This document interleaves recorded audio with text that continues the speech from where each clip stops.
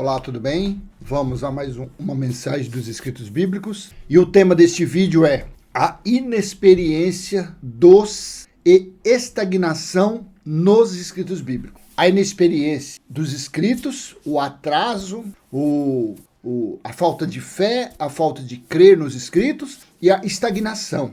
O que é estagnação? Substantivo feminino, estado de que se encontra estagnado, sem fluir.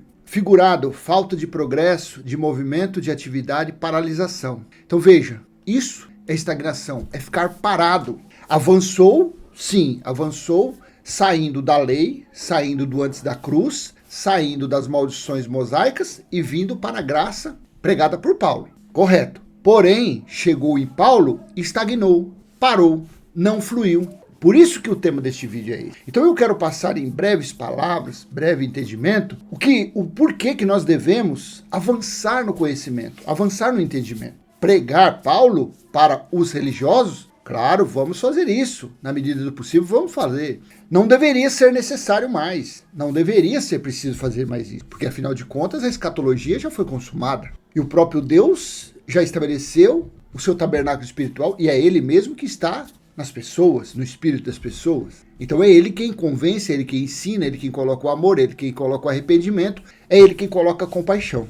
Mas as pessoas não sabem disso, principalmente os religiosos. Se não houvesse religião, então não precisaria mais. Mas devido à religião, vamos falar de Paulo, para pelo menos alguns religiosos saírem das trevas e vir para a luz. E chegando na luz, eles vão enxergar melhor e procurarão avançar no conhecimento, também não ficarão estagnados, não ficarão sem fluir o conhecimento em Paulo. Então vamos ler. Eu te convido a ler Hebreus capítulo 5, versículo 11 ao 14 e Hebreus 6, do 1 ao 3. Assim está escrito. Estou utilizando o texto da NVI. Quanto a isso, temos muito que dizer, coisas difíceis de explicar, porque vocês se tornaram lentos para aprender. 12. Embora a esta altura já devessem ser mestres, precisam de alguém que ensine a vocês novamente os princípios elementares da palavra de Deus. Estão precisando de leite e não de alimento sólido. Versículo 13. Quem se alimenta de leite ainda é criança e não tem experiência no ensino da justiça. Mas o alimento sólido é para os adultos, os quais, pelo exercício constante, tornam-se aptos para discernir tanto o bem quanto o mal. Capítulo 6, versículo 1. Portanto, deixemos os ensinos elementares a respeito de Cristo e avancemos para a maturidade, sem lançar novamente o fundamento do arrependimento de atos que conduzem à morte, da fé em Deus, da instrução a respeito de batismos, da imposição de mãos, da ressurreição dos mortos e do juízo eterno. Assim faremos se Deus o permitir. Na Nova Almeida Atualizada, esse versículo 1 aqui de Hebreus 6 é interessante assim, está. Por isso, deixando os princípios elementares da doutrina de Cristo, avancemos para o que é perfeito, não lançando de novo a base do arrependimento de obras mortas e da fé em Deus. Por que obras mortas? Porque o que era prejudicial em forma de mandamento de preceitos foi cravado no alto da cruz. Por isso que esse texto aqui é o mais correto. Ficou obras mortas. Então quem pratica, naqueles dias, o escritor de Hebreus, que eu particularmente acredito foi Apolo que escreveu, então ele estava dizendo aos hebreus, não aos gentios, ele estava falando aos hebreus, aos judeus que estavam saindo, que tinham saído do antes da cruz e vindo para a graça de Cristo, do Cristo ressuscitado, estava falando que dízimo era obra morta, o batismo nas águas, obra morta, a Páscoa judaica, obra morta, todos as necessidades do cumprimento das leis mosaicas eram consideradas como obras mortas. Então ele estava falando isso. Então aqui, muito bom, você entende, você lê isso aqui, você conseguiu sair da religião e você conseguiu chegar até a graça do Cristo ressuscitado. Amém, parabéns para você, você já evoluiu, você saiu das trevas e veio para a luz. Só que essa luz aqui, também, ela já está se apagando. Por que ela está se apagando? Porque esse conhecimento, esse de ser mestres aqui, ele estava falando no período antes da cruz e antes do juízo do ano 70 DC. Isso daqui estava sendo dito antes do quê? Da parousia, da escatologia consumada. Aí pessoas batem no peito, não, eu agora estou na graça de Cristo, eu estou na graça de Deus, você ainda está nas trevas. Claro, tudo bem, ela está em vantagem com quem está antes da cruz. Essa que está falando da graça do Cristo ressuscitado está na vantagem. Só que também ela tem que pôr a mão na consciência e saber que ela também tem que evoluir, que ela também parou no tempo, ela estagnou. Ela estagnou no evangelho da sã doutrina, pregada até quando? Até o juízo do ano 70. Ela não evoluiu para o quê? Para o evangelho eterno. Ela não evoluiu ainda para a escatologia consumada. Ela até anuncia, não, Jesus já voltou, o juízo já ocorreu no ano 70, porém, ela não está nisso. Ela não está mostrando para os seus ouvintes, ela não está mostrando para os seus parentes, para alguém próximo a ela, o verdadeiro efeito da escatologia consumada. Porque falar da escatologia consumada é muito fácil. É muito fácil você falar que o juízo já ocorreu. Não, já aconteceu tudo, general Tito cercou, exército romano destruiu Jerusalém e foram cobradas as contas dos israelitas, dos judeus. Tudo bem, parabéns.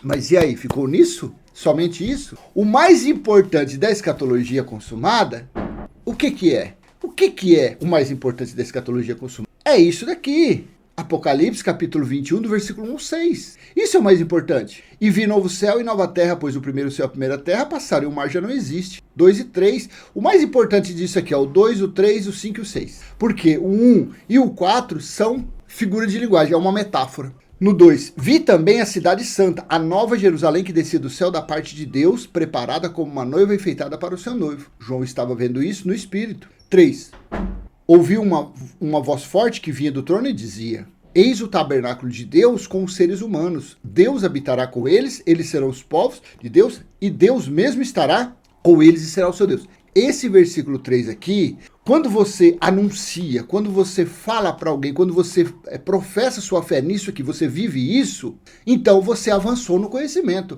Você não está mais estagnado somente em Paulo, não. Você passou, você entendeu o que realmente significa, o que significou a escatologia consumada. Você consegue entender realmente o que significou a parousia. Você está entendendo? Porque eu escolhi esse tema? A inexperiência dos e estagnação nos. A inexperiência dos escritos bíblicos, praticado pelos religiosos, praticado pela religião, no seu contexto geral, no seu contexto. Falou que é religioso, é inexperiente nos escritos. Falou que é um religioso, falou que segue doutrina de homem, falou que segue dogma, falou que segue, que frequenta um templo chamado igreja, ele é um inexperiente. Isso é a pura verdade. Pode ser doutor, pode ser mestre, pode ser professor, pode ser o que for. Falou que é um religioso, ele é um inexperiente. Disse que é um pregador da graça. Não, eu sou pregador da graça. E não avança nisso, porque nós não estamos mais em graça. A escatologia consumada não é mais graça. Não, porque a graça era o quê? Era a salvação, o favor imerecido através de Cristo Jesus. Na escatologia consumada, não é mais graça, porque agora, depois do ano 70, é Deus em nós. É o templo espiritual dele em nosso espírito. Já foi estabelecido.